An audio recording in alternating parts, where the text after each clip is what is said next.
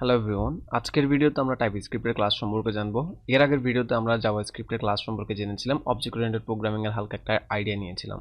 তো যারা আগের ভিডিওতে দেখে এসেছেন তারা আজকের ভিডিওটা রিলেট করতে পারবেন, আর যারা দেখে আসেন তাদেরকে আমি রিকমেন্ড করবো আগের ভিডিওটা দেখে হয়তো আপনার আজকের ভিডিওতে দেখতে আরও সুবিধা হবে। আপনারা দেখতে পাচ্ছেন আমি টাইপস্ক্রিপ্টের একটা ফাইলে চলে আসলাম, যেখানে হচ্ছে টিএস ক্লাস নামে যে ফোল্ডারটা আছে তার মধ্যে index.ts নামে একটা ফাইল আছে, সেখানে চলে আসলাম। তো আমরা এর আগের ভিডিওতে আমরা জাভাস্ক্রিপ্টের যে ক্লাস শিখেছিলাম সেই ফাইলটাতে একটু যাই। এখানে আমি কমেন্ট করে রেখেছিলাম, আমি তাও কমেন্ট এখন আনকমেন্ট করে রাখি জাস্ট একটু বোঝানোর সুবিধার্থে। যেমন এখানে দেখতে পাচ্ছেন আমরা একটা কম্পিউটার ক্লাস বানিয়েছিলাম, তারপর কনস্ট্রাক্টর দিয়েছিলাম, অ্যাবাউট কম্পিউটার একটা মেথড বানিয়েছিলাম, তারপর একটা আমরা প্রাইভেট মেথড বানিয়েছিলাম এখানে দেখতে পাচ্ছেন, তারপর একটা আমরা গেটার এবং সেটার ক্রিয়েট করেছিলাম। এই কাজগুলো অ্যাকচুয়ালি করেছিলাম। তো যারা আগের ভিডিওটা দেখেননি তাদেরকে আমি রেকমেন্ড করবো দেখে আসবেন। তো আজকের ভিডিওটা আমরা এটার উপর বেস করে হালকা পাতলা টাইপস্ক্রিপ্টে কীভাবে ক্লাস লিখতে হয় সেটা জানবো, দ্যাটস ইট। তো ফার্স্ট অফ অল আমি একটা ক্লাস ক্রিয়েট করি।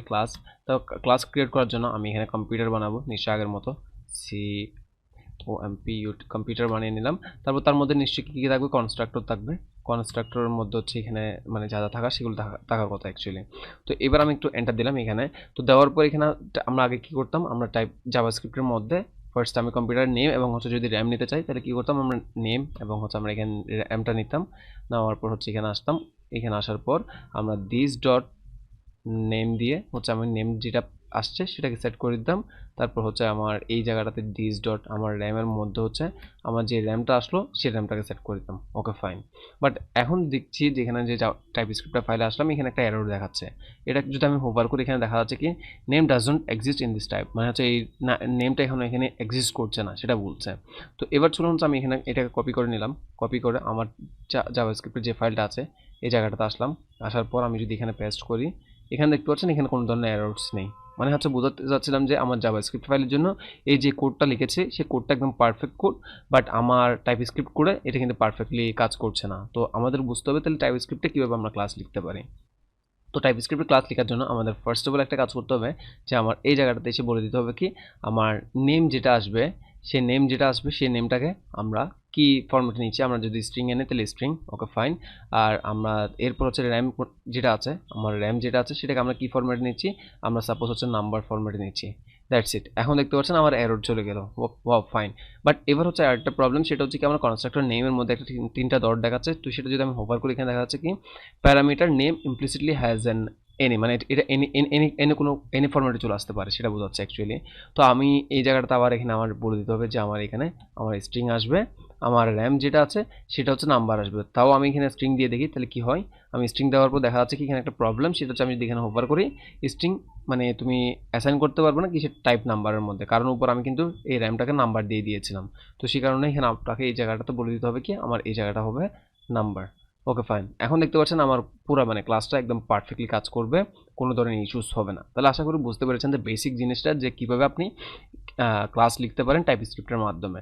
তো এটা হচ্ছে একটা বেসিক একটা ফর্মুলা। তো এবার আরেকটা জিনিস, সেটা হচ্ছে কি আমরা এখন যে এখানে নেম লিখলাম স্ট্রিং, এটা হচ্ছে কিন্তু এখন পাবলিক একটা প্রপার্টি। যদি এখানে হোভার করলে অফকোর্স বুঝতে পারছি না, বাট এটা হচ্ছে একটা পাবলিক প্রপার্টি। তো পাবলিক প্রপার্টিগুলো অ্যাকচুয়ালি বোঝার জন্য টাইপস্ক্রিপ্ট ফোল্ডারের মধ্যে আপনি কীভাবে লিখবেন, ডিরেক্টলি এখানে পাবলিক লিখতে পারেন। তো পাবলিক লিখলে কী হবে যে আপনার সাথে যারা যারা কোড করবে, যারা কাজ করবে তারা বুঝতে পারবে যে এই পাবলিক প্রপার্টি, এটাকে আমি যে কোনো জায়গায় অ্যাক্সেস নিতে পারবো। তো এটা বোঝার সুবিধার্থে আমরা সবসময় এই জায়গাটাতে আমরা পাবলিকটা লিখে রাখবো। ঠিক আছে ফাইন। তাহলে বুঝতে পারছেন যে আপনি কিছু বেস্ট কনভেনশনও ফলো করতে পারেন চাইলে, এখনও কোনো প্রবলেম নেই। Okay fine. তো এটা কিন্তু আমাদের আগে জাভাস্ক্রিপ্টে লিখতে হতো না, বাট এখানে লিখতে হয় না, না লিখলেও চলে। বাট হচ্ছে আমি লেখাটাকে প্রেফার করি যাতে হচ্ছে আপনার অন্যান্য ডেভেলপার যারা আপনার সাথে কাজ করবে তারা বুঝতে পারে। আচ্ছা, এটা হচ্ছে এখন মানে একটা ক্লাসের যে ফরম্যাট সেটা বুঝতে পারলেন, বাট এটাকে আমরা চাইলে আর একটু ইজিয়ার এবং হচ্ছে আমরা একটা লাইনে করতে পারি, শর্ট হ্যান্ডে লিখতে পারি। তো শর্ট হ্যান্ডটা হচ্ছে আমি এই জায়গাটা থেকে আমি আমার এই কোডস দুইটাকে আমি ওঠাই নিলাম। ওটা নেওয়ার পর আমার জাস্ট নেমের আগে আমি এখানে পাবলিক দিতে পারি, public name string, okay fine. আর এই জায়গাটাতে আমার পাবলিক নেম র্যাম হচ্ছে কি নাম্বার, ওকে ফাইন। এখন কিন্তু পারফেক্ট। তাহলে এখানে আমার উপর আর লিখে দিতে হচ্ছে না।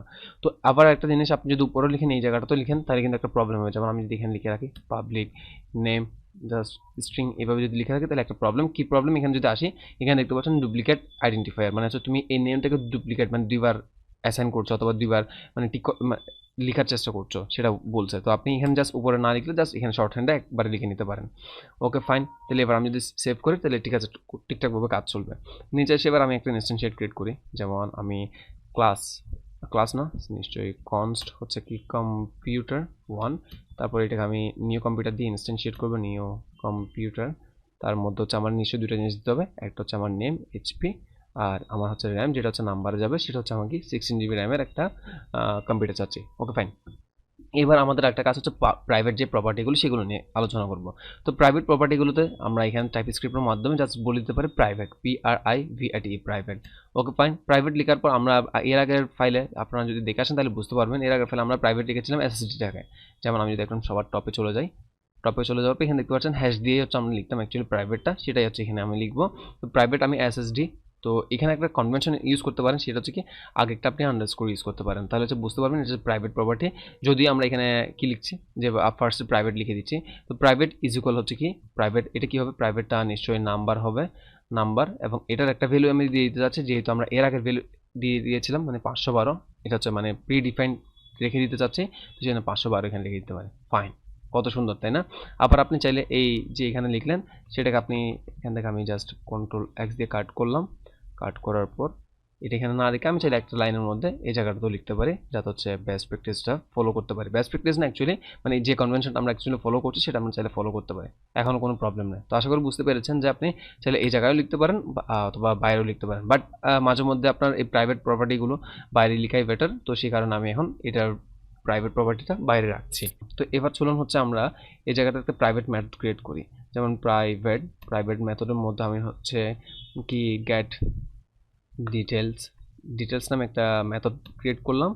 আর এই মেথড যেটা আছে সেই মেথডটার মধ্যে আমি কনসোল করাবো, জাস্ট console.log হচ্ছে কি কম্পিউটার নেম হচ্ছে কি, এখানে জাস্ট ডলার দিব, ডলার দিয়ে হচ্ছে আমার দিস ডট নেম যেটা আছে সেটা আমরা দিয়ে দিলাম। এটা হচ্ছে আপনার গেট ডিটেলস প্রাইভেট মেথডটা আপনি এখানে নিতে পারেন। তো এই প্রাইভেট মেথডটা নিশ্চয়ই আপনার এখানে ভিতরে কল করতে হবে, সেটা অ্যাকচুয়ালি বোঝাচ্ছি।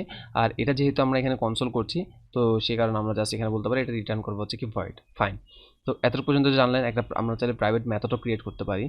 Okay fine. এবার আমরা একটা কাজ করতে পারি, আমরা এখানে গেটার এবং সেটার ক্রিয়েট করতে পারি। যেমন গেট আমি এসএসডি ডিটেলস নিতে যাচ্ছি, এসএসডি ডিটেলস জাস্ট একটা মেথড ক্রিয়েট করলাম, তা সেটা হচ্ছে রিটার্ন করবে হচ্ছে কি আমার রিটার্ন হচ্ছে দিস ডট হচ্ছে আন্ডারস্কোর এসএসডি যেটা আছে সেটা। আর এটা রিটার্ন তাহলে আমি কি বলতে পারি, এটা হচ্ছে আমাকে নাম্বার রিটার্ন করবে নিশ্চয়ই, আমার যেহেতু নাম্বার আছে। তো এটাই। তো আশা করি আপনারা এখন ক্লাস সম্পর্কে মোটামুটি একটা আইডিয়া নিতে পেরেছেন যে কীভাবে টাইপস্ক্রিপ্টে ক্লাস লিখতে হয়। আপনার প্রাইভেট প্রপার্টিগুলো হচ্ছে চাইলে আপনি বাইরে লিখতে পারেন, এবং হচ্ছে আপনার যেই নেমগুলো আসবে অথবা যে প্রপার্টিগুলো আসবে সেগুলোকে আমরা পাবলিক দিয়ে অথবা প্রাইভেট দিয়ে এখানে অ্যাসাইন করে দিতে হবে। অন্যথায় আপনি একটা এরর পাবেন, যে এররটা আপনি নিশ্চয়ই হোভার করলে দেখে নিতে পারবেন এবং সেটা আপনি সলভ করে নিতে পারবেন। তো আশা করি বুঝতে পেরেছেন যে কীভাবে টাইপস্ক্রিপ্ট ক্লাস লিখতে হয়। তাহলে পরবর্তী ভিডিওতে আমরা টাইপস্ক্রিপ্টের ক্লাস সম্পর্কে আরেকটু হয়তো আইডিয়া নিতে পারি, অথবা হচ্ছে আমরা জেনেরিক্সে চলে যেতে পারি। জেনেরিক্স নামে একটা টপিক আছে, সেই জেনেরিক্স সম্পর্কে জানবো। তো তখন ভালো থাকবেন, সুস্থ থাকবেন। আসসালামু আলাইকুম।